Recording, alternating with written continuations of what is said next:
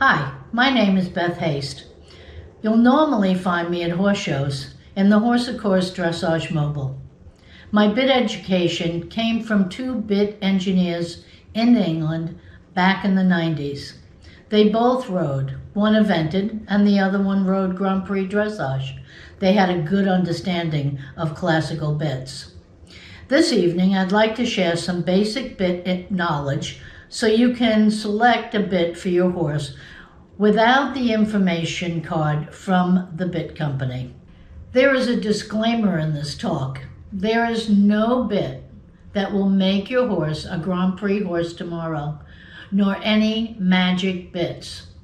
What we're looking for is acceptance of the bit and a better connection to the hand. When we see foaming, we know that we're getting more acceptance to the bit. All bits use the point of control on your horse's head. Do we know what these are? The first one is the pole, which is up here behind your horse's ears. The bars, which if you feel underneath your horse's head, you'll feel these two straight bones coming down to the mouth. Those are the bars, and you can slip your finger inside the mouth and feel that bar, and then you can feel it on the outside. The corners of the mouth, the tongue, the palate, the roof of the mouth, which is bony and usually quite flat and sensitive. And then the curb groove and the nose. The bits are engineered to use these controls. We will go through the bits and identify them. Most modern horses have a really flat palate and a tongue that barely fits within the teeth, and very narrow bars, and a big fat top lip. This leaves little room for bits to fit in there. Bit material varies. The material you choose can help relax the horse's mouth and get better acceptance. Stainless is always cold in the horse's mouth. When you put it in your hand and hold on to it, it doesn't warm up. So it doesn't become more accepting to the horse as it always remains cold. Rubber is not particularly inviting and can be quite fat in the horse's mouth. Titanium is really strong, but it does nothing for acceptance or comfort as it doesn't warm. And also, we'll get into this later, but it's quite lightweight. Plastic. Some add flavor to make these more acceptable, like apple flavor. And but in as much as plastic on its own is not particularly something that a horse really wants in his mouth. And the other one is copper. Copper warms to the temperature of a horse's mouth and makes it more acceptable. It becomes more neutral at that point.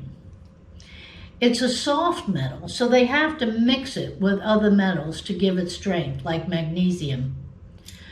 To warm up, it needs to have at least 70% copper. You will see bits hanging in the shops that look copper, like this, but they may only have 5 to 20% copper in them, and they won't actually warm. And then you'll see bits like this, which are silver, and these have better than 70% copper in them. I think we want to talk about snaffles, comprised of two pieces. There's a cheek piece and a mouthpiece. You choose the components separately to get your desired results.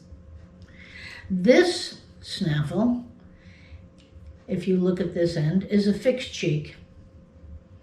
Fixed cheeks come in many different shapes. It's an elementary school bit in opposed to a high school bit or a college level bit. It's quiet in the horse's mouth and it's more stable, doesn't pull through as much, doesn't slide as much to side if fitted properly. And also, these can also help with the direction for a young horse. If you put a nice big D-ring, that D-ring will actually help you give that horse aid in direction, or a full cheek bit. It lessens the information from your hand down to the horse's mouth. It's good for beginners and sensitive horses. Also very good for baby or green horses. Young or green horses don't need extra info going down the rein to confuse them. Hot FEI horses also like a fixed cheek because they don't need any extra stimulation. We'll cover loose rings. They are a college level bit. When you begin to take lessons in dressage, it's common to choose a loose ring because it's synonymous with dressage. The trouble is that true dressage doesn't start until third level. The rein continually communicates with the horse in a loose ring. It vibrates. So if your hands aren't as skillful, you may be confusing your horse with inadvertent information. That's why we choose a cheek piece before we choose a mouthpiece. So then you could either choose a fixed cheek or you can choose a loose ring. Next, we will choose the mouthpiece and the metal. A simple snaffle consists of 2 pieces.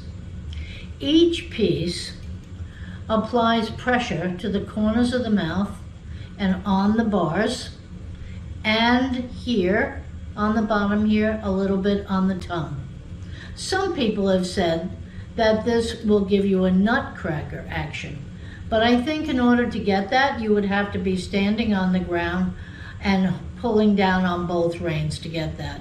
More or less, it sits in this position in the horse's mouth, back to the rein, and then this gives you the action here on the corners, and then this into the tongue.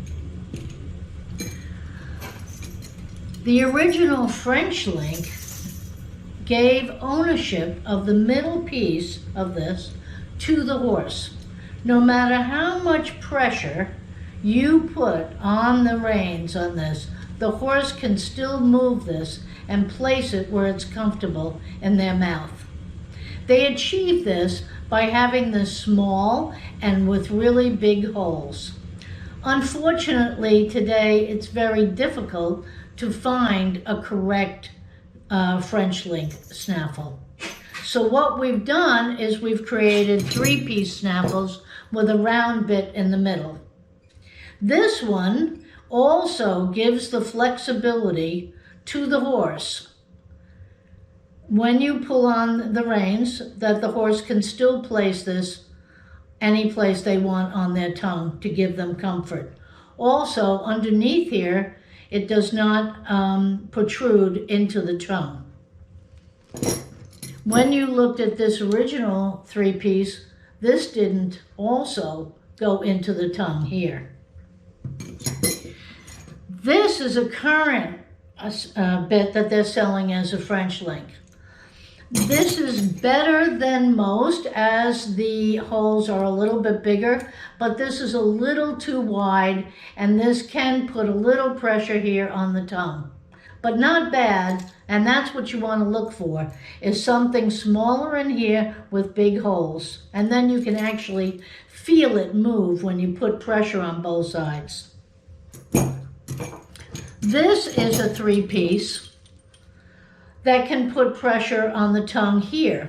You'll notice that they've placed this in a different place. This doesn't have that going into the tongue, and this one does have this going into the tongue. So all snaffles will put pressures on the corner and on the bars, and some of them put pressure on the tongue. The 2-piece does, with a little bit in the middle, and some of the 3 pieces do here put pressure on the tongue. There are many snaffles on the market, and most put pressure in these particular areas. You need to look for it and see what you would choose. A couple of different ones that are on the market is a Dr. Bristol. This, I'm going to try to show you in the camera, this is angled a little bit here, because when you put this in the horse's mouth, this plate here is angled toward you. And as you pick up pressure, this plate puts more pressure on the tongue as it angles toward you. And that's called the Dr. Bristol. It's a stronger bit. This one is soft here because it's a fixed cheek and it can't pinch on the corners, but it can put pressure, more pressure on the tongue. This is a duo plastic bit. I have found that this bit can be an interim bit if a horse has had bad experiences with metal bits and they need to get more relaxation and not be afraid of the bit. And this bit is really soft material and can bend.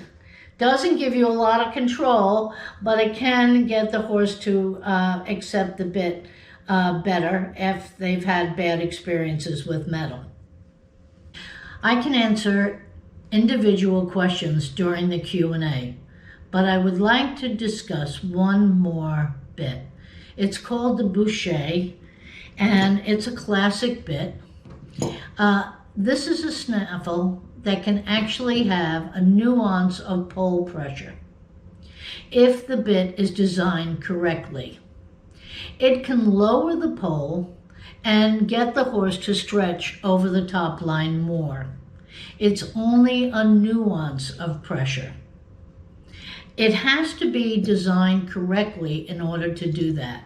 I'll try to show you how that works.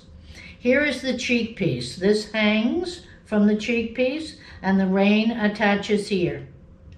We want in this circle, we'll cut it in half, and we want this mouthpiece to come at the center and up in this circle. I'll show you another cheek piece. So if you look at this cheek piece,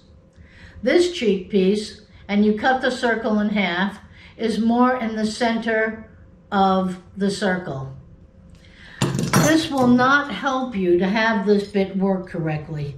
And this bit works really great for horses that need to lower the pole a bit and stretch more over that top line.